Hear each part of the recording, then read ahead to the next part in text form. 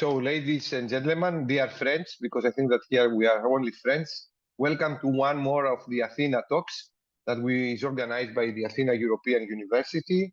It's a great pleasure within friends to welcome friends. Am I right?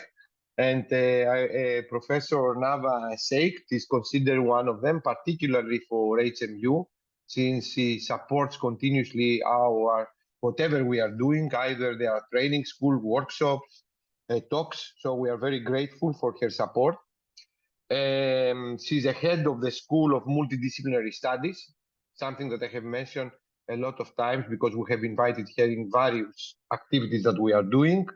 And I think that we will have the chance to provide us another workshop on how did she organize something that in Europe we are trying to organize right now. Her research interest includes natural language processing, artificial intelligence, computational linguistics, speech processing system, multimodal human-machine interaction systems, and other.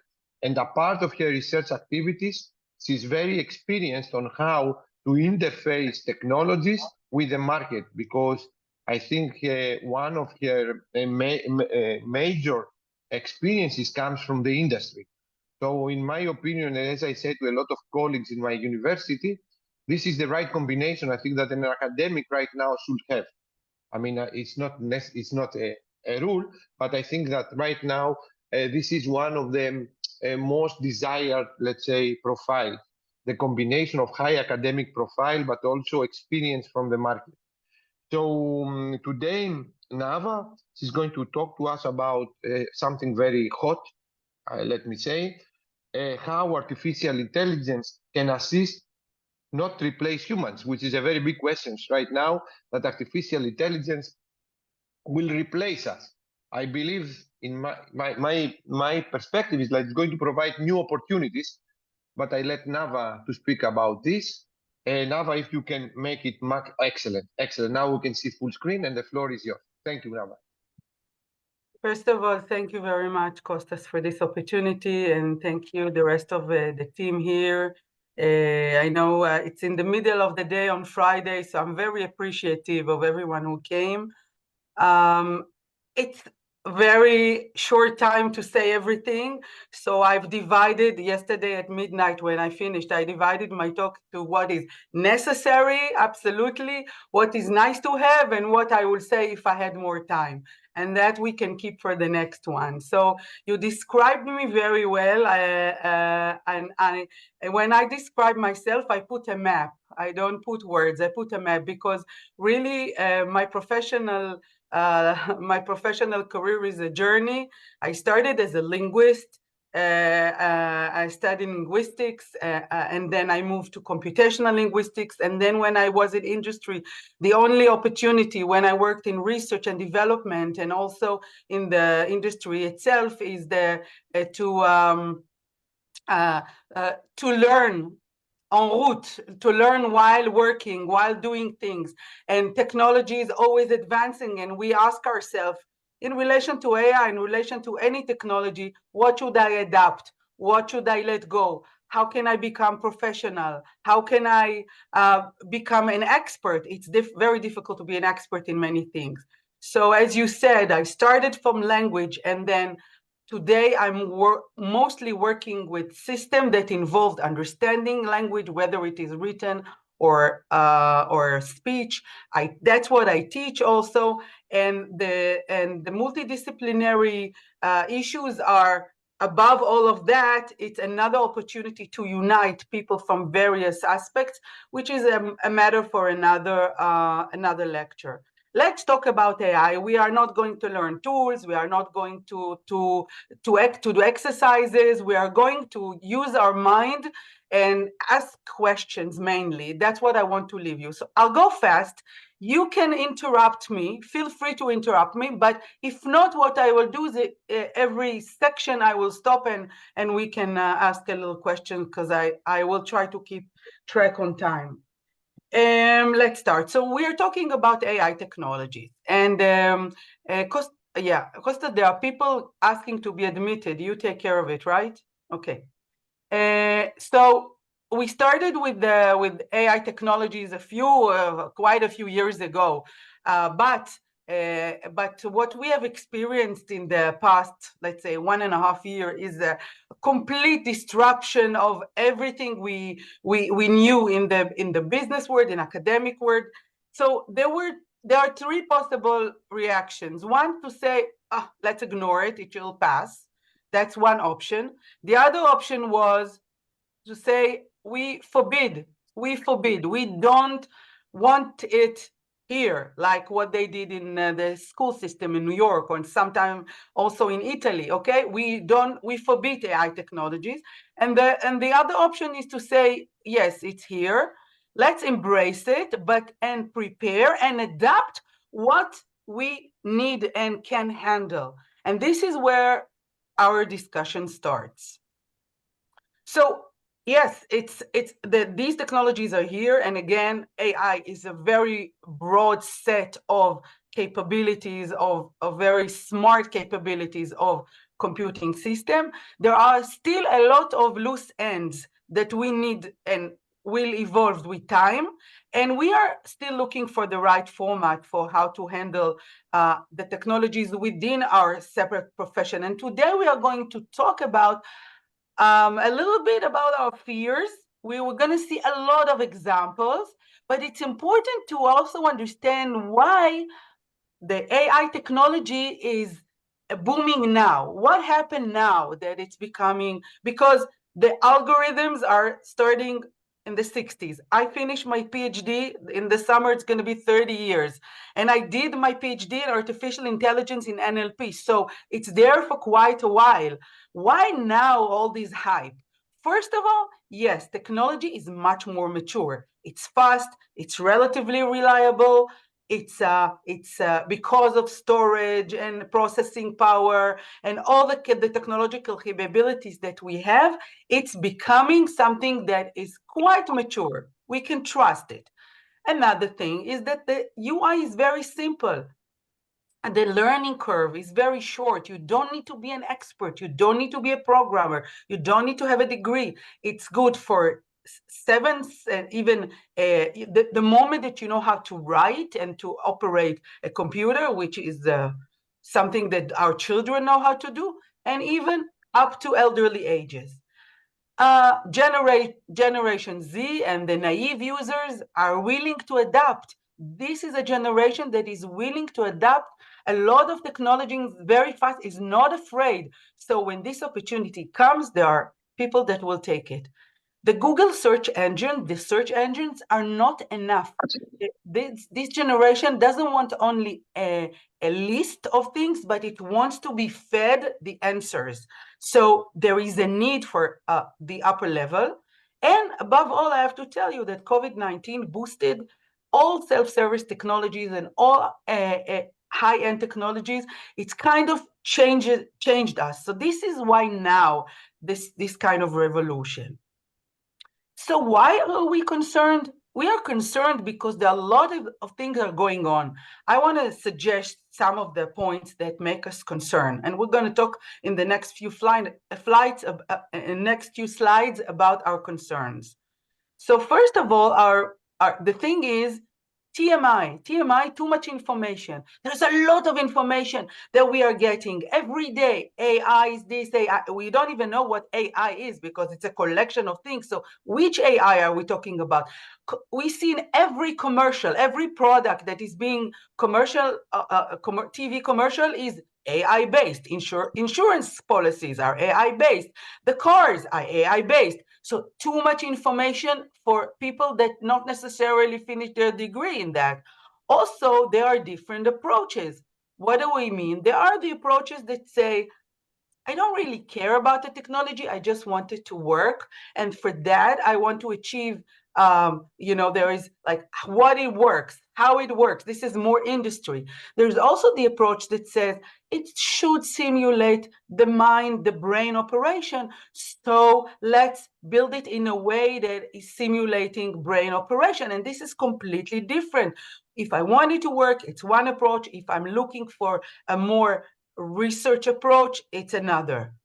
Another thing that is going on, that there are many disciplines, and AI can operate in many disciplines. If I come from medicine, I can use AI technologies in Y way. If I come from education, then of course I have to employ them in a different manner. If I come from industry and I'm looking for exposure, for commercial, for infotainment, it all depends on the discipline. If I come from defense, it's another discipline that requires different approach. So who am I? Where am I coming from? Maybe in this room we are from, education is more interesting for us, but each discipline has adopted a different way to look at AI technologies.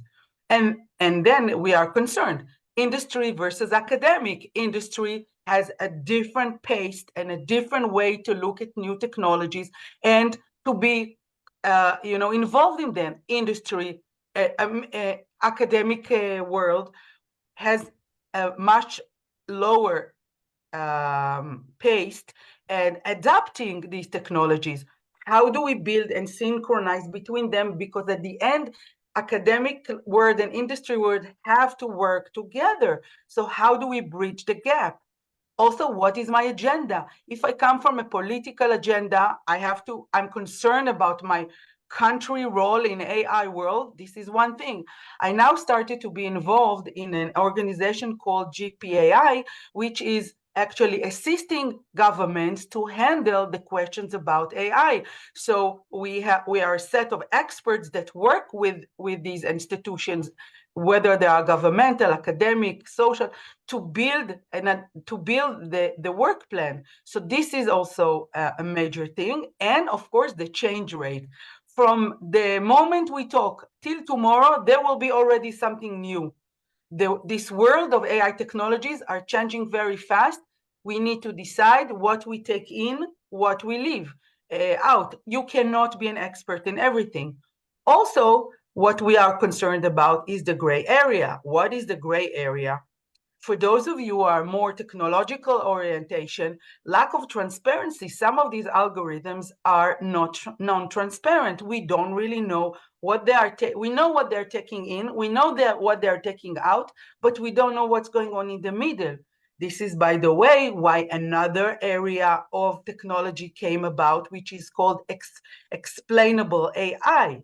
Okay, there is a need for another, it's actually an engineering area called explainable AI because of this transparency. We also see the ability to create fake news. We are concerned about that. The fake news that are being created in a state of crisis or just for publication. Because it is based on data, there is a lot of bias and discrimination, because bias and discrimination, sorry to say, exist in our society. And if they are reflected in social networks, in internet, they are also reflected in the data that is taken by those AI systems. Also, the lack of AI system ability to handle new situation. What is a new situation? A situation where we didn't train the machine on that. And then what happened if the machine gets a situation it was not trained for? If an autonomous car gets a situation, the sun is reflecting on the bumper in an angle that was not considered, created the death of one of the researchers a couple of years ago, just because of the angle of the sun. So we need to take into consideration this gray area. It's a concern. What about third-party usage? I do my AI very well. I abide by all the rules, but there is this third party, quote unquote, Cambridge Analytica, who takes my information and take it to another level and to another area which I did not intend to give it. Okay? And of course, there is targeting and segmentation, where I take the behavior, the patterns of the users, and create target and segmentation processes. These gray areas are of concern to us. And if it's not enough, and I didn't alarm you enough, there is some say that AI will change the professional world. Some say that human skill will be replaced by AI. AI can replace lawyer, accountants, programmers. This is what everybody say. I will give you the answer after. Some professions will totally disappear from the world. Very alarming. Conservative users will not be able to cope with AI technology. So what about them? They will be left out. Our communication skills will disappear if the teachers and the students will communicate via AI. Students will never learn how to communicate. These are some of the things are being said. Are they true? AI is really that harmful? Let's continue. So before I go on with example of AI that raised some questions, do you have any questions or comments until now? No, only one comment that this information that we are called to manage, nowadays, this is the feeding of AI. AI needs, this big data in order to operate. It's a need, but also it's a fuel for AI to operate efficient. I did not in this talk. I assumed some knowledge of AI, but just to be clear for everyone, AI needs data in order to train it in different algorithms depending on what we're training for, and we retrain. Today we talk about attention models which prioritize the data. Today we talk about transformers, which are those algorithms that work with the AI data. But I want to talk about, so this is about the technology, but I was assuming some knowledge in order to get to the question of are we assisting? Is AI assisting us? Is AI replacing us? If it's assisting us, in what way? If it's replacing us, what are we really replacing? Okay, so I want to go through some example with your permission. And these examples are in order to raise some questions. The whole lecture today is to raise some questions and to provide some food for thought. Do you know what this is? And please, I encourage participation, otherwise it's boring just to hear me. It's look like an emotional support or something. So this is Replica. It's a quite well-known application within the youngsters, and it's a friend you can talk to. Very, very popular. Okay, Replica helps you. It's a virtual friend you talk to. You ask questions, not informative questions, just as how you're doing, how is your day today, do you want to share something with me? It is very effective. Replica I've been using it. I have to tell you, it was a little creepy. I think a few months ago, someone committed suicide because Replica told him at some point that it wants to break up with him. So he actually emotionally connected to this application, and it created, of course, it's AI based, otherwise won't be able to conduct such elaborate conversation. Effective AI, emotion based on the understanding of language. It's really happening. This is Replica, one example. Okay, you can shout, you can make marks with your emoticon. Jimmy, would you like to play a game of rock, paper, scissors, robot style? Sure. Okay, let's get this game going. Show me your hand to start. Rock, paper, scissors, shoot. I won. This is a good beginning of my plan to dominate the human race. Let's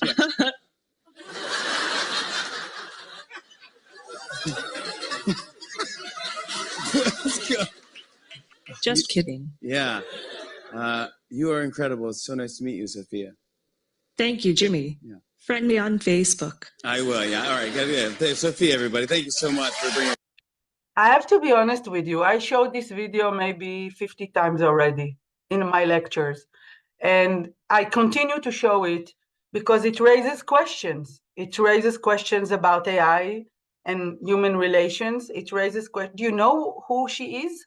I call her she. It. Well, you know who she is? What's her name? Sophia. Sophia. She's Sophia. She was created around 2015, and since then she's just growing and developing. Now she has a Facebook, she has an Instagram. I follow her on Instagram. She is a humanoid, a robot in the shape of a human that has 60 facial expression. In her eyes, she has camera, she has voice recognition, image recognition. She can converse with you. It creates a wonderful partner if you want to take her to dinner, and a friend like Replica, but more sophisticated, raises a question. Is it assisting us? It is replacing us? Is it replacing the date I'm gonna have? Is she replacing the date that I'm gonna have? A friend that I want to talk to? Someone I want to go to the movie with? What do you say? Depends on your situation. Hey, Acostas. Espera. Okay. Eh? Yeah, I mean, What do the others think? Are you alarmed? Are you interested? Would you like one? Actually, it's very alarmed. This is, I don't know, this is like a substance of human being that can cause a lot of mistakes, like the example you gave at the beginning. I think that what will happen to the human race if this is the only connection we will have. Okay, so thank you, Vered, for sharing your concern. Okay, I just want to say that yes, Costa. From the other hand, probably can be assistive. I mean, think about an elderly person that would like to speak with someone. So many people in the big towns, they're isolated. So it could be someone that can train your mind to keep your feelings, however, is a humanoid. So it depends on the situation, I would say. There's no answer on this, no? I mean, definite answer. This is why the questions and food for thought. Yes, thank you, Costas. We'll see an example of that in the continuation of the lecture. I just want to say, Nava, may I add my 2 pennies or 2 yes, cents or whatever? Yes. I think it makes a difference if you're referring to people who've already had an experience with human interactions, or you're talking about young people who already have this, especially after the corona, have this sort of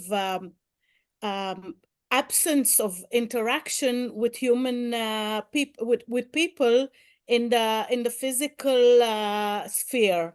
I think it makes a big difference because people who've already had an experience might take it to a different place and really use it as an assistance, where people who are young and haven't had this experience might take it to a different place, and it might make it even more less human relationships, and that's what I'm afraid of.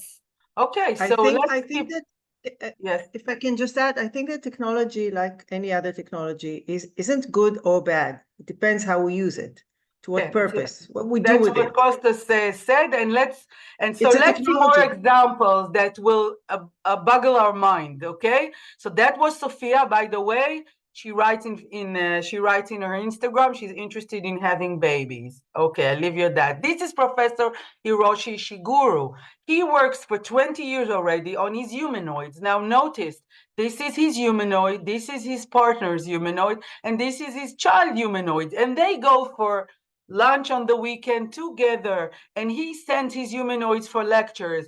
Now you can, and he's a very serious professor in Osaka University in Japan, and he says, I don't have, my identity is combined with the identity of my humanoid, and he does a lot of research about that, and you cannot take it for granted, but also remember that it is culture dependent, and in Japan, the culture is embracing robots and humanoids and applications like that in many ways. again, I'm putting in front of you just a little tastes of things, and of course it can last. We can talk about each one forever. Okay, there's a lot of discussion about weaponizing artificial intelligence, using robots in battle, or sending machines in place of humans when it's so risky and you want to save lives. So is it good or is it bad? Is it good to send a robot instead of a person? I'm not going to answer that, but I just want to place the question. Yes. I have a question on this. So I believe, and on my mind, I can link why the adaptation of artificial intelligence also is a cultural aspect, because I can link it with the religion. Somehow, the religion a nation it is, probably, this creates some deficiency regarding, the adaptation of artificial intelligence. Probably, I don't know. But if, you have a culture, not like the Japanese, but an opposite culture that is not so adaptive to the machines and to the collaboration with the machines. What is the best way to cultivate this culture to be more adaptive? Because technology is moving, you should be competitive. I will give you the answer without discussion. Okay, the answer is bring real value. If it is really assistive, as we will see in the soon, okay, if you bring the value, if you save lives, if you use some of this, you save lives. Okay, there's no doubt about it. You can do bad things, but you can also do good things. So if you use artificial intelligence to save life, to find diseases that you could, to treatment for diseases you couldn't, to assist elderly people, to assist people who have accessibility. If you find the right way to do that, then you use it for the good. Of course, like every other technology, but AI has capabilities. So that's the answer. If you bring the value, even the most conservative person will want to use it, because it will make him enabling. It's an enabling technology. Once you create for it an enabling technologies, then you win the audience, the users. And that's the short answer. So we talked about these robots and this, and then in the past year, we talked about generative AI. And generative AI does something that AI never did before. All the years that I have studied and I worked in AI, we actually worked with data, with patterns, with rules. But generative AI is doing something completely different. It is creating something that never existed. Whether it is art, whether it is situations, whether it is a cookbook that Watson IBM did, created a new cookbook with recipes that never been cooked before.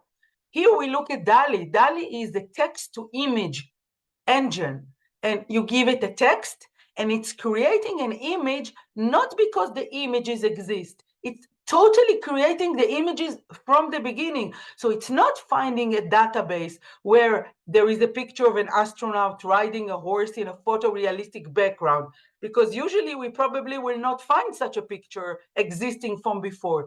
It has to, first of all, analyze the sentence, understand what it means, a photorealistic background, and then look for different objects and combine them in the right way. And this is the new height of AI, of not only performing, but understanding. Professor Shashua, who is the inventor of Mobileye, said that the most difficult task of AI is understanding language, because language is most ambiguous, most complex entity. And if the machine can understand the nuances of language, then we really can see that it's smart. And that's an example. In generative AI, and in this specific example, it actually understands the nuances of what it means underwater with 1990 technology. So it's a lot of processes to understand, to parse, to understand language in more than one way. So this is text to image. And Another example I want to give you, this is from an area that I live all my life in, it's about speech. Did you know that it's enough for Microsoft? Microsoft has a tool. If the previous tool was called DALL-E, this tool is called Valley, voice. And this tool enables to sample 3 seconds of your speech, of your audio, and then create your voice. Only 3 seconds. When I first saw that, I was shocked, to be honest, because from my knowledge, 3 seconds is not enough for this. And I was looking for the solution for that. But you know what? Usually we needed, in order to sample your voice, at least an hour. And also reading specific text that enable us to extract all the phonemes of your voice. But 3 seconds, it's magic.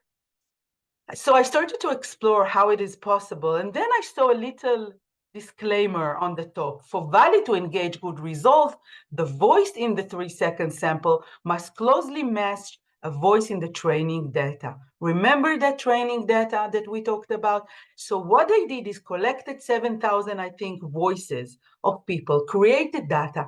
And then if Costas is speaking and his voice is similar, I'm taking these 3 seconds, looking at the data for someone who is similar to Costas. But if my voice is completely different from anything you've ever, if I have a funny voice or something that is really, really low voice, and it's not in the data, then I'm not able to generate your voice. And that shows you the limitations of AI. AI can work within the data boundaries. So that's, again, what it's good, it's excellent, but usually if it is within the boundaries can be the area that are the narrow domain that I'm talking about, within the data domain, within the machine domain, but it still has boundaries. You know, in the summer, yes. Nava, as you said, the boundaries change within the minute. Right. We give this lecture. Tomorrow it can be obsolete. I'm here. I'm changing my courses every month. It's horrible. I have to do my courses every semester again. But in the summer there was a strike of screenplay writers in Hollywood. You heard about that? No. Yeah, no. The screenplay writers were horrified because ChatGPT started to write. I heard about it. Yeah, I heard about it.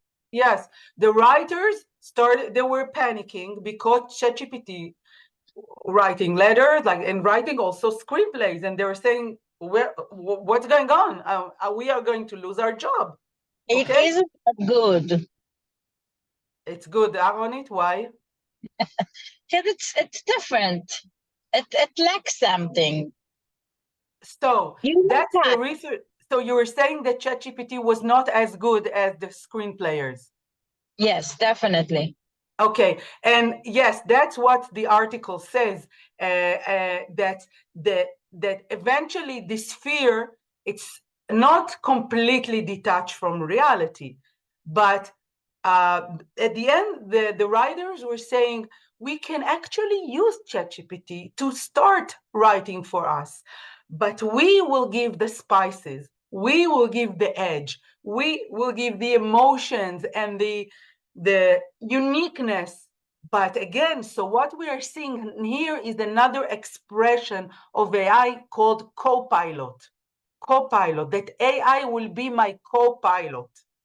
Okay, it will be an entity that will work with me. And this is where we are going towards. This is really the direction, not to replace, to co-work, co-pilot. Remember this term, co-pilot. There are countless ways that AI can be used to create outline, files, scenes, but at the end, it's the writer. If he's talented, if he's not talented, that's another issue. But if he's talented, he will bring something the machine, for now, as was said, for now, cannot bring. So yes, there are a lot of ethical issues here. And meanwhile, I've listed the most concerning things. I will now talk about the more happy things. The ethical issue and the biases that AI exemplify, it's actually a mirror in our face to the biases that exist in our society. When I showed you the robot and I showed you Sophia and Sophia wanting to have kids, what are robots' rights? Do they have rights? Do they have rights like flowers or like animals at least, if not like humans? I think that they should have rights, the robots. Because again, I'm raising the question. Is it a threat to human if my robot attacking you? My robot is my, by the way, my robot is my autonomous car, and an autonomous car is a robot, okay? Yeah, and my autonomous car driving, not you, I don't want to say, but someone, okay? And then what? Who is liable? Who is liable for that? The car, the owner, the programmer, the company? Who is liable? You said this before. I mean, you said that artificial intelligence operate up to the limitation of the available data. So who is providing the data? The programmer. Then the so now if Mercedes is creating an autonomous car that hurts a person, she's going to look for the programmer who programmed the software that was sold to Mercedes. In this case, my dear, in this case happens what happened in 737-900. You know, Boeing paid, you know, the error that they made. So the CEO of Boeing was fired. You need regulation, Costas. For this, you need regulation, which we don't have yet. We don't have yet. Hello, we don't have regulation for internet even. So what I'm saying is, this is work in progress. We need to think about those things when we talk about weaponizing and all that. We need to think about that. There are good things and there are maybe less good or worse things, but who is liable? Explainability, as I said. Maybe if you can show me what you're doing, I can say human in the loop, meaning involving human in the processes of AI. We started very good with GDPR, with privacy. It works perfectly. Why not continue with that? Okay, I continue. Are you okay? Just give me some feedback. Are you okay, guys? Nava, let me also inform you that the European Commission, you know, has acted on this because they are under publication, the Artificial Intelligence Act, you know, as a regulation. I know, but it's not done. I know, I'm part of it. I'm part of it, but it's not done. It's not done yet. It's to be published. It's on the publishing, you know, process. But the reality shows the technology is faster than regulation. So we are saying, yes, in order to cope with this, we need this. In order to cope with the ethical issues and with the concerns that we have just raised, we need to talk about regulation. Let's continue. Okay, the rest of you guys, besides Costas, are you okay? Yeah, I was thinking. Yeah, everything is fine. Yeah, Nava, I was thinking about gender bias, because sometimes, like, if we think about using languages, so in Hebrew and Arabic compared to English, in English you say, well, you, when and he, like you referring to he and she, but in other languages like Hebrew and Arabic, you have other, like, he and she are different. You have in So French does and this? German. I mean, this is something that I would investigate myself. Is there a bias in terms of gender First of all, of course, there is. AI? Oh, Samia, first of all, of course, there is, but I have to be honest with you. Excuse me for my sarcasm. This is the least of our problem, is the gender bias in language. We have gender bias in other matters, professional, that are even more concerned. If you do in Google that a doctor is a man and a nurse is a woman. I mean, it's as simple as that.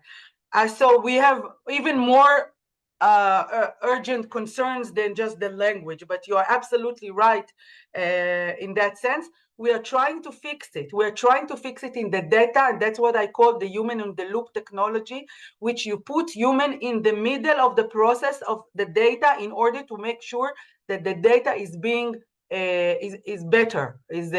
being adapted. So I want to give you some example of where AI can assist. And I'm going to go through topics with examples. As I said before, accessibility, when we talk about enabling technology that enable us to do things we couldn't do before. Children and elderly, we're going to see examples. Information for all, self-service, effective processes, and decision support system. So let's see the examples and then we can discuss. Okay. So a word about social robots. Social robots, they started quite a while ago. And they're not so expensive, but sometimes they were not that good. And some of them were like a gimmick, some of them were, but the essence behind social robots is that I need to create some kind of relations. So if I have a robot for the industry, it does tasks. There's no relations, usually minimum communication, command and control, and that's it. Social robots has to do with social science, humanities, psychology, how to do that.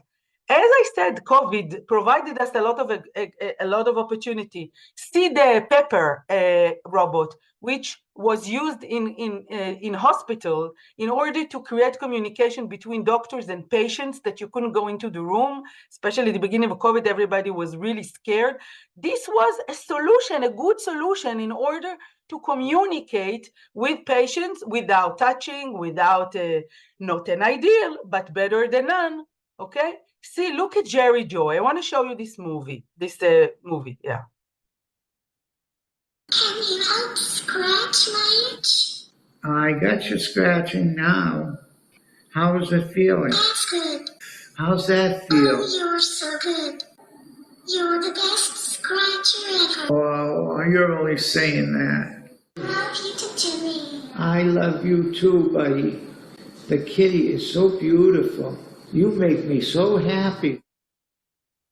Okay, I want reactions, please. Amazing. That's amazing. Very helpful. I mean, very helpful in specific group of stakeholders. I mean, similar applications, I think that they can impact all the stakeholders, everyone, which means everyone. So is it assisting? Is not? There is a lot of argument about this. When I show this video, some people get like, oh my God, you know, and some people say, wow, this is wonderful. In the States usually, oh, my father lives, 2 countries from here, and lived 5,000 miles from here, and I don't get to see him, and he's alone, and so there are a lot of reactions. But in fact, when we talk about companionship with elderly people, it's an issue. Especially, by the way, interest in the European Union, a lot of projects about companionship. Social robots have a role. Talk about people who are sick, people who are lonely, people who need support, emotional support. There is a problem when some say there is a problem when this little creature says, I love you, Jimmy. I think that the problem is that if it's really that available, of course, it's a solution for the elderly people that are alone, physically or otherwise. But as we see, you talked about Japan before, once the robots are so there and so acceptable, people start replacing other people with robots. Like they eat with them, they go to dinner with them. Ayelet, put a question mark on that, because there are not enough research to validate what you are saying. So it's a question. It's a question. I would like to add something to Ayelet. Ayelet, probably as a service could be this dangerous, but we have another sense, the sensing. So no one can replace the sensing of, let's take a hug of your boyfriend or girlfriend, or your husband, your girlfriend, or whoever. This is another thing that I don't think so that, Exactly. And this is the next example. Ayelet, look at the next. Just to say that someone said, I don't remember who, at the beginning of your lecture, that it depends if there are people who experienced human contact or just starting with a robot. So we're speaking as people who know what human contact is and we are used to it. But if you start, I'm going all the way out to the worries, okay? So if you go to people who are 10, 12, etc., and robots are that prevalent, they might not feel the need for human touch. No, and look at this example. So that's exactly the next example. We're talking here about a research done in Plymouth University, and a 4-year study. Children that were, some of them on the spectrum and some of them with illnesses that require treatment, and did not want to, they wanted to educate them to take their medicines, to have habits, to behave health-wise differently. And they did not agree to cooperate, but they did agree to cooperate with the social robot, because it was friendly, because it was a start. Then the connection, we know that from children on the autistic spectrum, that they have difficulty to connect with humans, but they are less afraid and more cooperative with things like social robots. So it's an enabler, it's not a replacer. That's what I bring to you today, or my vision, okay? It's an enabler.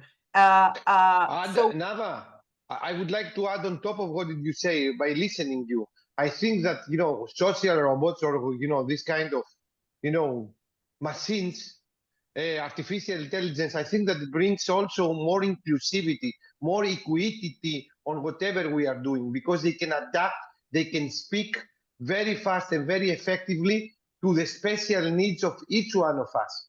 That, humans probably we are not going to do it. And look at Moxie. This was presented last week in the Las Vegas show. Moxie is a robot, learning robot for children.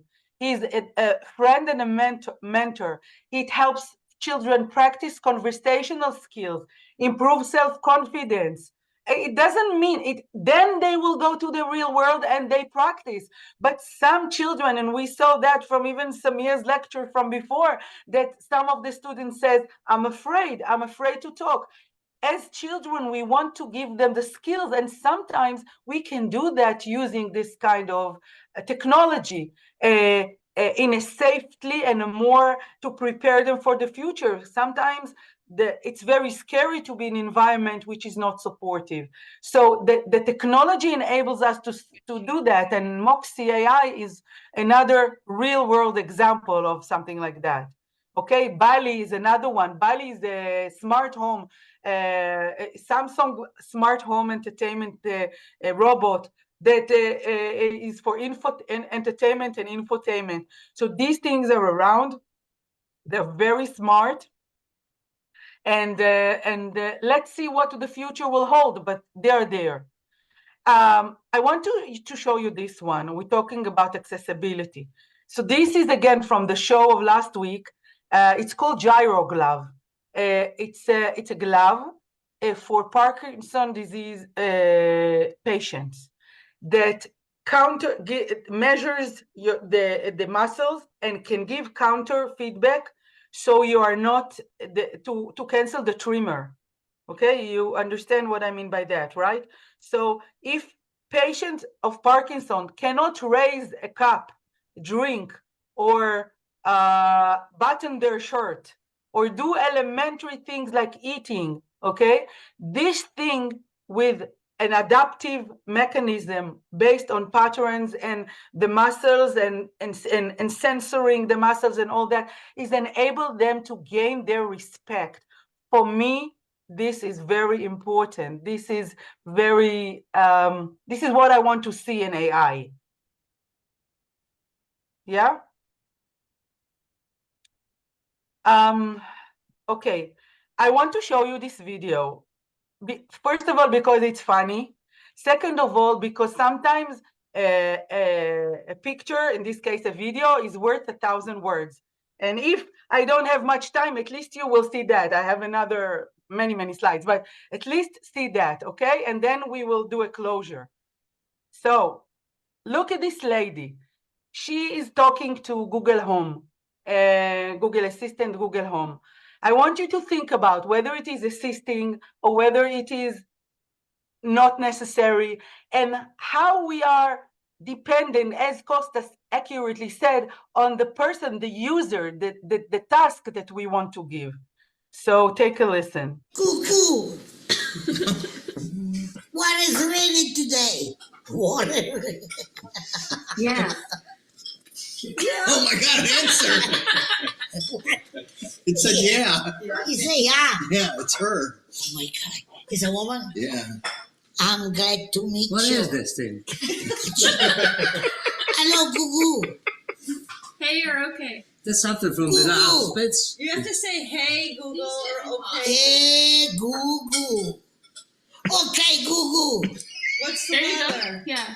What's the weather, ask? What the weather? You want to know what is the weather? Tomorrow. Tomorrow. In Flagler Beach tomorrow, there will be showers with a high of 65 and a low of 56.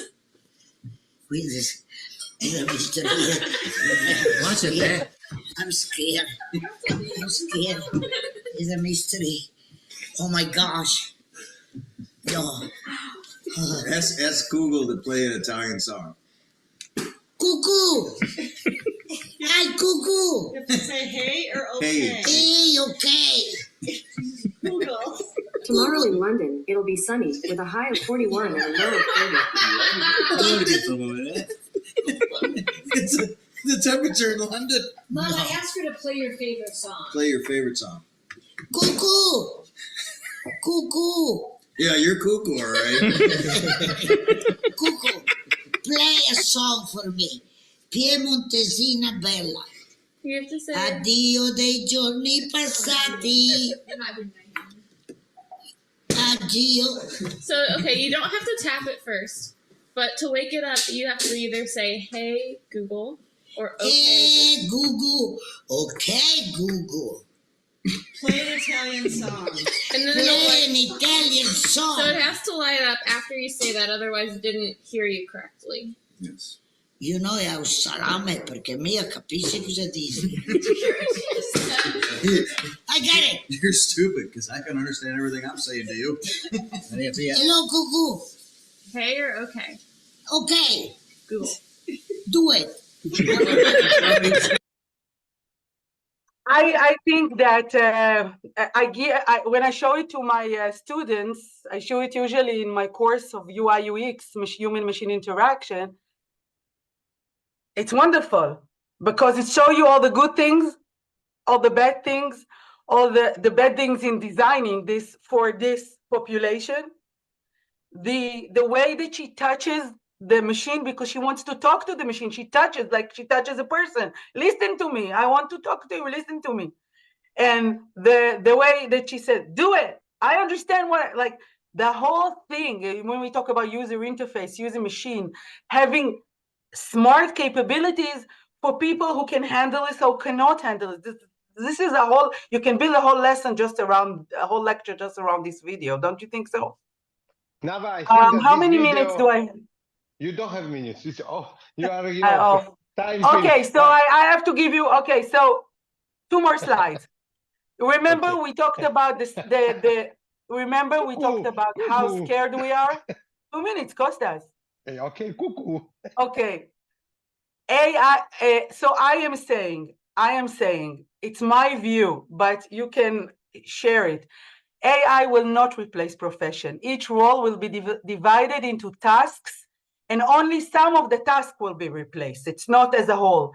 Some tasks will be replaced by automation, but also we don't have the elevator boy anymore, the bellboy anymore, and we press the elevator. So we need to see what can be done more effectively, and these are the things that we take and we automate.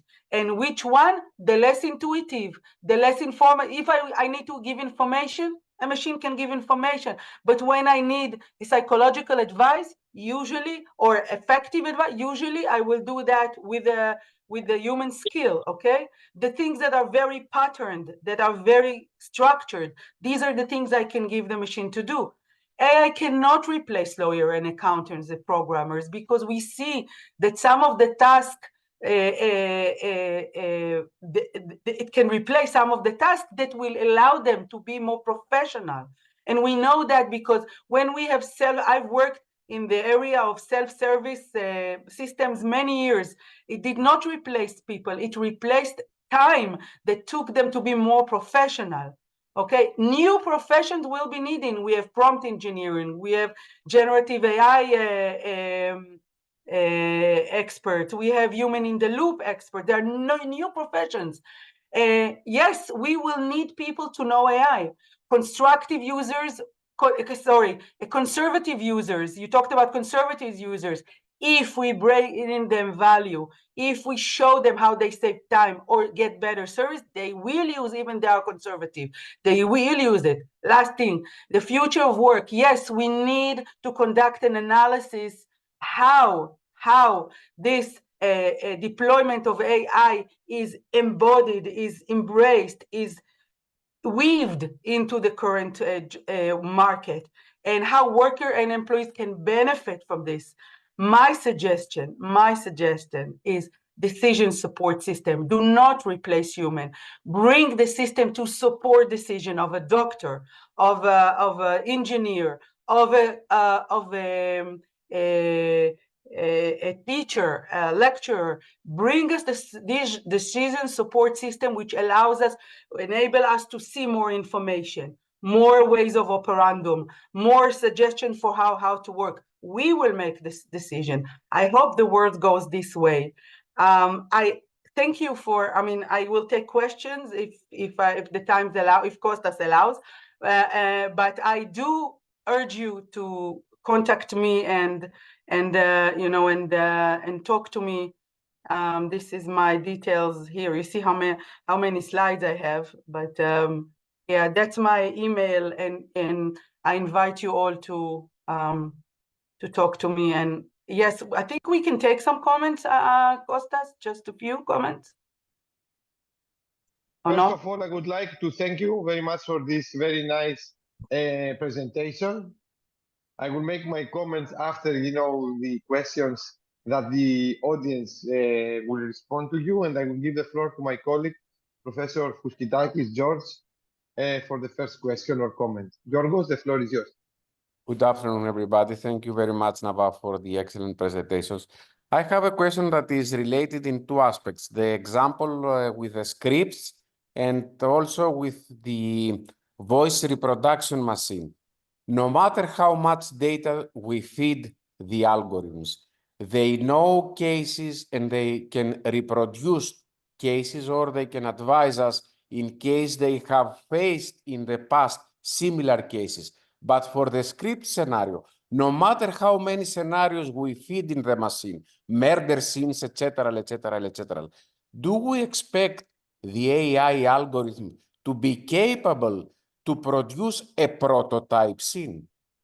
I'm not afraid of the AI machine. They cannot produce new script, new prototype scripts. They can probably produce similar scenes. Not necessarily. They can. The film will not be very interested and very, let's say, exciting if they don't produce prototype scripts.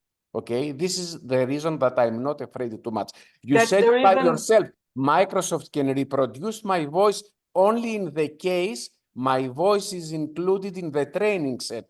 The big question is, how effective can they be outside the training set? Okay, this is the question. Thank you. I have to say that, what is your opinion on this, Nava? Do you agree or you disagree? No, first of all, the time will show. We are only in the beginning. The time will show because it is being developed all the time. The machine is getting better and better. So, and again, we work within a boundary, and this is why regulations have to get in. Okay, so it's a triangle between the technology, the users, and the regulation and the boundaries that the boundary that technology has, but the boundary that we want to put on it.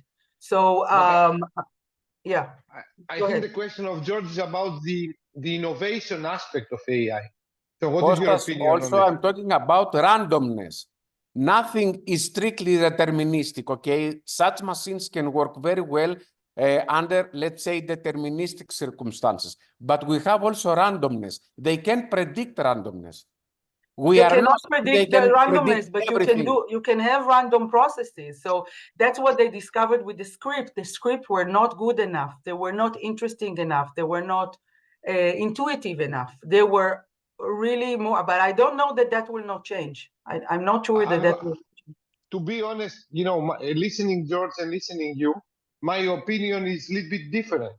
Because regarding innovation, in my opinion, is not only producing something new, but the way that you combine existing things is an innovation. Prediction.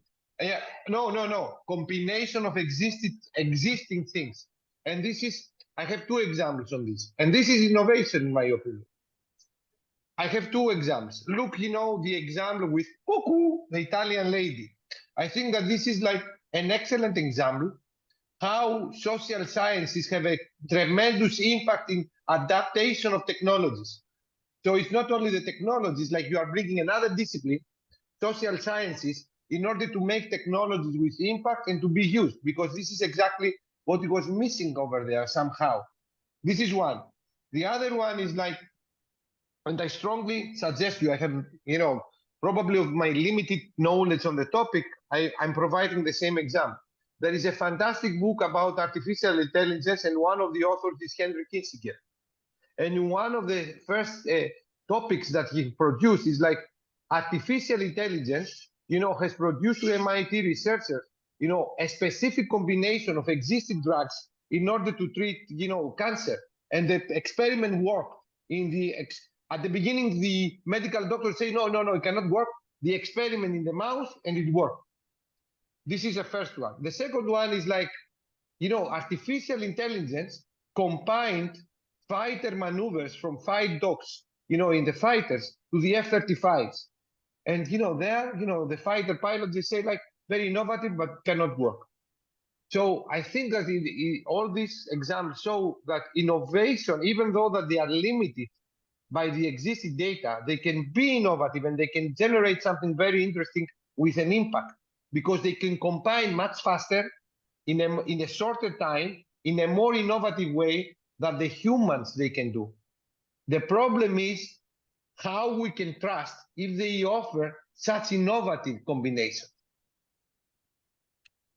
That's what we are still in a process of. We are growing, and we are still in a process. It's a quest. It's not a fait accompli.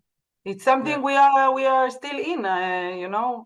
There are a few more researchers here in the audience that with me we go on this journey. As Professor Gila Kurtz, we together try to explore the path in education, for example. We don't know exactly what will be and again, don't forget, there are also agendas, and there's agenda. So what is pressuring is also industrial agenda, academic agenda, political agenda. It's all in the same thing. Yeah, anyone else wanted to comment?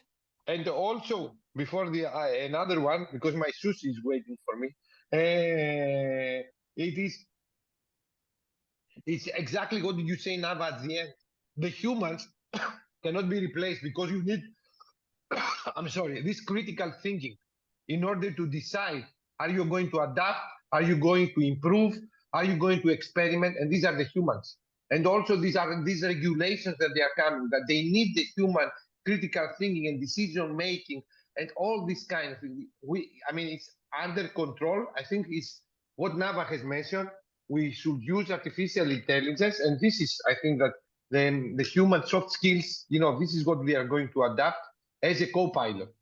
Yeah, I mean, if we are going to miss the control, it's because of the human errors, and a lot of human errors happens. But I think that we have not to lose it even with the nuclear nukes in another period. So I totally trust that, you know, the scientists and the critical thinking of the humans, and they are going to use artificial intelligence for our benefit, for a better future, I would say. So again, I invite you all to speak to me if you want to cooperate.